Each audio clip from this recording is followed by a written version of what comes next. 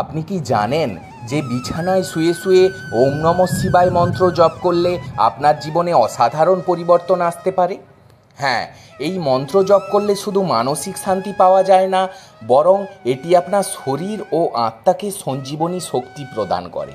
তাই আজকের এই ভিডিওটি জানুন এই সাধারণ মন্ত্রের অসাধারণ উপকারিতা, যা আপনাকে শুধু শান্তি নয়, বরং ইতিবাচক শক্তি ও আত্মবিশ্বাসও দেবে। আজই এই কৌশলকে আপনার রাতের রুটিনে অন্তর্ভুক্ত করুন এবং দেখুন কিভাবে আপনার জীবনে অলৌকিক পরিবর্তন আসে। আমার প্রিয় ভক্তগণ, আজ আমরা আপনাদের বলবো যে সহজাস্থায়ী অবস্থায় ভগবান শিবের পঞ্চাক্ষরী মন্ত্র ওম নমঃ শিবায় জপ করলে কি হয় এবং কি কি ঘটনা ঘটে, এই বিষয়ে আজকের এই ভিডিওতে আলোচনা হবে। সুতরাং ভক্তগণ, দয়া করে আজকের পুরো ভিডিওটি দেখুন। আর যদি আপনি আমাদের চ্যানেলে নতুন হয়ে থাকেন তবে অবশ্যই চ্যানেলটি সাবস্ক্রাইব করুন এবং কমেন্টে লিখুন হর হর মহাদেব। তো ভক্তগণ, চলুন শুরু করি ভিডিওটি। এই মন্ত্রের জপ মাত্র 108 বার করলেই, গুরু ছাড়াই, ব্রহ্মচর্য ছাড়াই আপনি এমন কিছু পাবেন যা আপনাকে বিস্মিত করবে।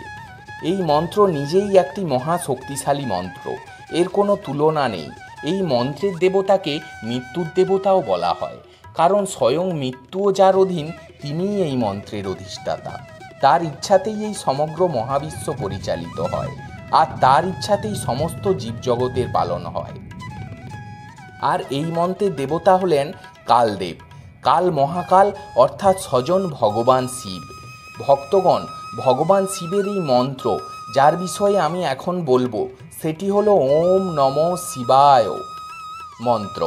অনেকেই এই মন্ত্রকে হালকাভাবে নেন এবং অনেকেই এই মন্ত্রের প্রকৃত মাহাত্ম্য বোঝেন না। আমিও একজন সত্যিকারের শিব ভক্ত এবং আমিও নিজে বহুবার এই মন্ত্রের জপ করেছি এবং আমি এই মন্ত্রের শক্তি ও সিদ্ধি লাভ করেছি। ভগবান শিবের কৃপায় আমার সমস্ত কাজ সহজে সফল হতে শুরু করেছে, কারণ আমি এই মন্ত্র জপ করেছি।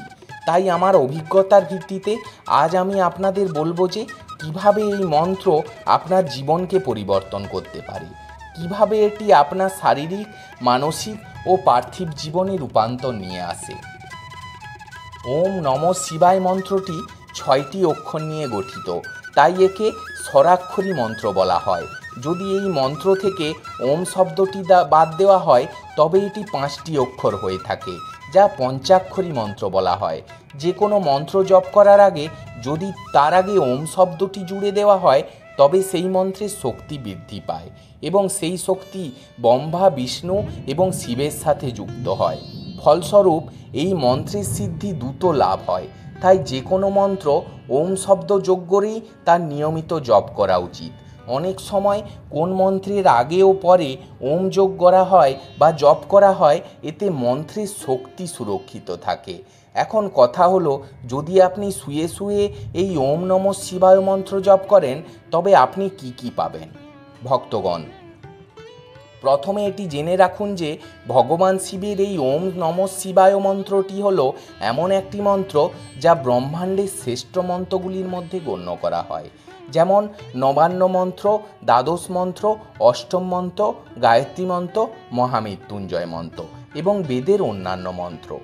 এই সমস্ত উচ্চস্তরের মন্ত্রের মধ্যে ওম নমঃ শিবায় মন্ত্র অন্তর্ভুক্ত। আর এই মন্ত্র এতটাই শক্তিশালী যে এ অলৌকিক সম্পর্কে কিছু বলা মানে সূর্যের প্রদীপ দেখানোর মতো। তবে এটি নির্ভর করে যে আপনি এখনও পর্যন্ত এই মন্ত্র কতটা জপ করেছেন এবং আপনার জপ দ্বারা এই মন্ত্রটি কতটা জাগ্রত হয়েছে, আদৌ জাগ্রত হয়েছে কি না। যদিও সাধারণভাবে বলা হয় যে আপনি যদি কোনো মন্ত্রকে বিছানায় শুয়ে শুয়ে জপ করেন তাহলে সেটি সিদ্ধ হয়ে যায়, কিন্তু ভক্তগণ, এই কথা পুরোপুরি শুদ্ধ নয়। দেখুন, এই ব্রহ্মাণ্ডে যত মন্ত্র আছে, যত তন্ত্র আছে, সেগুলো সকলেই ভগবান শিবের দ্বারাই উৎপত্তি করা হয়েছে। সেটা ওম নমঃ শিবায় মন্ত্র হোক বা গায়ত্রী মন্ত্র হোক, মৃত্যুঞ্জয় মন্ত্র হোক বা অন্যান্য যে কোনো মন্ত্র। মহাবিশ্বের সমস্ত মন্ত্রই ভগবান শিবের দ্বারা সৃষ্টি হয়েছে। তবে এখানে এই কথাটিও বুঝে নেওয়া উচিত যে স্থাবর প্রকৃতির মন্ত্রগুলো সাধারণত ভগবান শিব দ্বারা সৃষ্টি নয়, তাই সাবর মন্ত্র অল্প কয়েকবার জপ করলেই সিদ্ধ হয়ে যায়। অন্যদিকে বৈদিক মন্ত্রের সিদ্ধি তখনই হয় যে যখন আমরা সেই মন্ত্রকে উৎকল করি, অর্থাৎ মন্ত্রের উপরে যে লোক বা বন্ধন থাকে তাকে সরানোর পরেই সেই মন্ত্র সিদ্ধির দিকে এগোয়। মন্ত্র উৎকলনের জন্য আমাদের শাস্ত্রে যে পদ্ধতি বলা হয়েছে তা অনুসরণ করেই মন্ত্রকে উৎকলন করতে হয়। আরেকটি উপায় হলো আপনি মন্ত্রের এত বেশি জপ করুন যে মন্ত্রের উপরে বাঁধন যেন নিজেই ভেঙে পড়ে। এতে মন্ত্র শুধু উৎকল হয় না, বরং মন্ত্র তার নিজের সিদ্ধির দিকেও অগ্রসর হয়। এমনিতেই যখন আপনার মন্ত্র সিদ্ধ হয়ে যায় তখন আপনি বহু অভিজ্ঞতা লাভ করেন, অনেক উপকার পান এবং সবচেয়ে বড় লাভ হলো আপনি আপনার ইষ্টদেবতার দিব্য দর্শন লাভ করেন। দ্বিতীয় উপকার হলো যখন আপনি বিছানায় শুয়ে জপ করেন তখন আপনার চারপাশে বা বাড়িতে যদি কোনো নেতিবাচক শক্তি থাকে তবে ইষ্টের কৃপা এবং আপনার জপের প্রভাবে সেই নেতিবাচক শক্তিও নষ্ট হয়ে যায়। ভক্তগণ, ওম নমঃ শিবায় মন্ত্র জপ করলে নেতিবাচক শক্তি আমাদের থেকে দূরে থাকে এবং যখন আমাদের জীবন থেকে নেগেটিভিটি দূর হয়ে যায় তখন আমাদের সমস্ত কাজ খুব সহজেই সফল হতে শুরু করে। নেতিবাচক শক্তির প্রভাবে আমাদের বুদ্ধি সঠিক সিদ্ধান্ত নিতে পারে না, আমাদের চিন্তা ও বিশ্লেষণের শক্তি দুর্বল হয়ে যায়, যার ফলে বহু কাজে বাধা সৃষ্টি হয়। এমতো অবস্থায় মন্ত্রজপের প্রভাবে ব্যক্তি নিজেকে এবং নিজের ঘরকে সুরক্ষিত রাখতে পারে। মন্ত্রসিদ্ধি একটি আলাদা বিষয়, তবে আপনি যদি প্রতিদিন সিদ্ধি ছাড়াও ওম নমঃ শিবায় মন্ত্র বা অন্য কোনো মন্ত্র জপ করেন তাহলে সেই জপের প্রভাবে আপনার চারপাশে এমন একটি সুরক্ষা বলয় তৈরি হয় যা নেতিবাচক শক্তি থেকে আপনাকে রক্ষা করে। তবে যদি আপনি এই দুটি জিনিস মন্ত্রসিদ্ধি না হলেও মন্ত্র জপের এই প্রভাবও যদি আপনি পেয়ে যান তাহলে ধরে নিন যে আপনি সব কিছুই পেয়ে গেছেন। ভক্তগণ, তৃতীয় বড় লাভ যা মন্ত্রসিদ্ধি অথবা শুয়ে জপ করার ফলে হয় তা হলো আপনি কিছু ঘটনার পূর্বাভাস পেতে শুরু করেন। স্বপ্নসিদ্ধি, বাকসিদ্ধি ইত্যাদি ছোট ছোট সিদ্ধিগুলো আপনি অর্জন করতে থাকেন। এই সমস্ত জিনিস আপনাকে স্বজনপ্রিয়ভাবে অনুভূত হতে শুরু করে। এমনকি জপের প্রভাবে আপনার কল্যাণ তো হয়ই, পাশাপাশি আপনি অন্যান্যদের কল্যাণ করতেও সক্ষম হয়ে ওঠেন। ভক্তগণ, জপের প্রভাবে আপনার মধ্যে এত শক্তি জন্ম নেয় যে আপনি অন্যের নেতিবাচক শক্তিও দূর করতে পারেন, তার কিছু সমস্যার উৎস খুঁজে বের করতে পারেন এবং তার সম্পর্কে সব কিছু বলতে পারেন। ভগবান শিবের কৃপা লাভ করার জন্য ওম নমঃ শিবায় মন্ত্রই সর্বোত্তম এবং শ্রেষ্ঠ একটি মন্ত্র।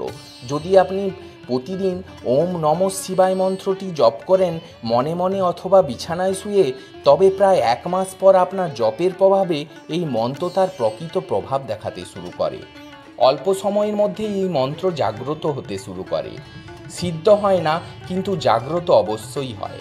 হ্যাঁ, অন্তত 1 মাস পর এই মন্ত্র জাগ্রত হয় এবং অনেকেই তখন অভিজ্ঞতা লাভ করতে শুরু করে। যখন এই মন্ত্র জাগ্রত হয় তখন এটি আপনার মনের খারাপ চিন্তাগুলোকে দূর করে দেয়, অর্থাৎ আপনার মনকে একাগ্র করে তোলে, যার ফলে ব্যক্তি মন্ত্রের কম্পনে নিমগ্ন হতে শুরু করে। কারণ যতক্ষণ না আপনি ভিতর থেকে শুদ্ধ হন, ভিতর থেকে পবিত্র হন, ততক্ষণ পর্যন্ত আপনি ভগবান শিবকে অনুভব করতে পারবেন না। তাই সর্বপ্রথম মন্ত্রের শক্তি আপনাকে অন্তর থেকে শুদ্ধ করে। যতক্ষণ পর্যন্ত আপনার জীবনে সমস্যা থাকবে ততক্ষণ পর্যন্ত আপনি পরমাত্মার মধ্যে মনস্থির করতে পারবেন না, মন্ত্র জপে মন স্থির করতে পারবেন না, আর যে কোনো মনস্কামনাকে নিয়ে আপনি এই মন্ত্রের জপ করতে পারবেন না। কারণ আমাদের সকলের মনস্কামনা ভিন্ন ভিন্ন হয়। কেউ ঈশ্বর প্রাপ্তি করতে চায়, কেউ সিদ্ধি পেতে চায়, কেউ আত্মজ্ঞান অর্জন করতে চায়। তাই এই মন্ত্রের জপ আপনি যখন প্রতিদিন নিয়ম মেনে করতে শুরু করবেন তখন ধীরে ধীরে এই মন্ত্র আপনাকে সম্পূর্ণভাবে চৈতন্য করে তোলে, সম্পূর্ণভাবে জাগ্রত করে তোলে।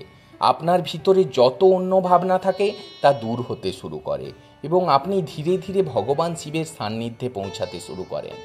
প্রথমে তো আমাদের মনে নেতিবাচকতা দূর হয়, তারপর জীবনে যত সমস্যাগুলো আছে সেগুলো দূর করে এই মন্ত্র। যেমন আপনার বাড়িতে রোগ আছে, তবে এই মন্ত্র তা দূর করে, শত্রুদের থেকে মুক্তি দেয়। মন্ত্র যেমন জাগ্রত হতে থাকে তেমনি আপনি ভগবান শিবের কৃপায় ভৌতিক সুখ লাভ করতে থাকেন।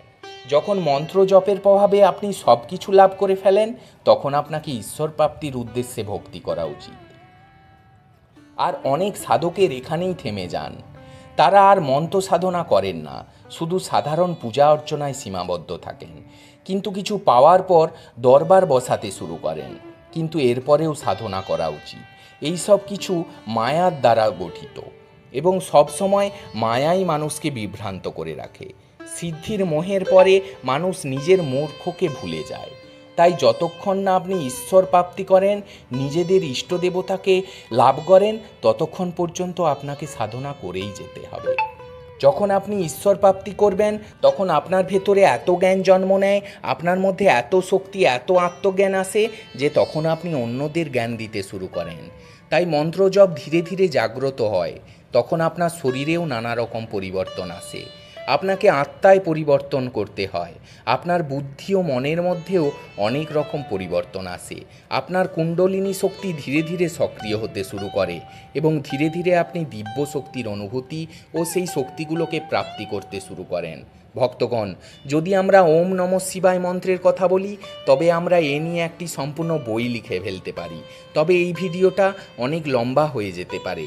তাই ভক্তগণ, বিছানায় শুয়ে শুয়ে এই মন্ত্রের জপ শুরু করুন, যাতে ভগবান শিবের কৃপা আপনার লাভ হয়। ভক্তগণ, এই ভিডিওটি এখানেই শেষ করছি। দেখা হবে নতুন ভিডিওতে। ধন্যবাদ। ওম নমঃ শিবায়।